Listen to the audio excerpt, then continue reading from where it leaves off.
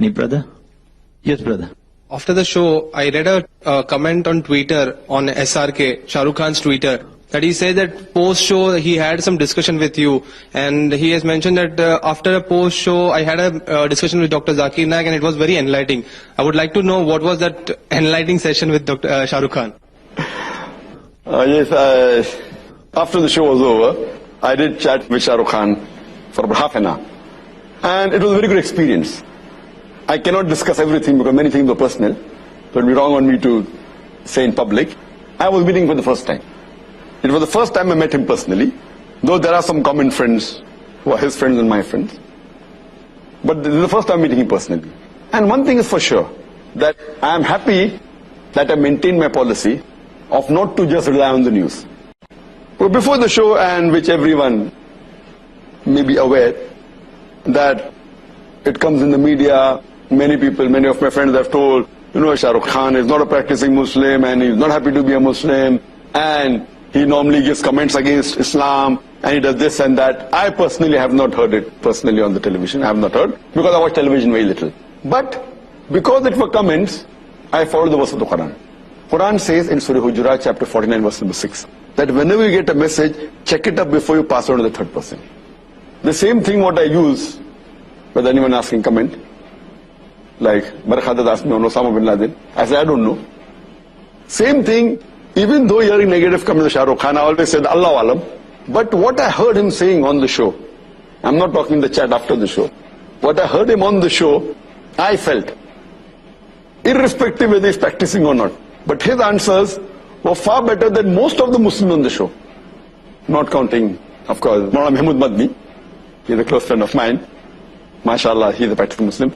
But leaving aside him, what answers he gave, compared to all the other Muslims on the show, his answers were more correct. And he rightly agreed, saying that, that though he does film acting and singing and dancing, he says it is haram. That was good of him. And he says that he has less knowledge. But he also said that for correct knowledge, you should ask the scholars and the ulamas and the maulanas. So his answers were far superior than the other people who were Muslim in the talk show. And after the show, one comment I'd like to make, that while discussing on the issue of Muslim identity, he asked me, Dr. Zakir Naik, he said, Dr. Zakir Sahab, what is your view? How important is it to keep a beard and wear the cap? So giving an analogy, that it wasn't a talk show, there was no Barakhadat. So I could explain to Brother Shahrukh Khan more easily and, without any interruption. So I told him that when you appear for an examination, there are some questions which have 1 mark, some questions have 10 marks, some questions have 20 marks. The Muslim identity, wearing the cap and the beard, though it's not of utmost importance, but it is important, it may carry maybe 1 mark. Behaving, practically being honest, speaking the truth, these points about Islam, the practice, may carry 10 marks, may carry 5 marks.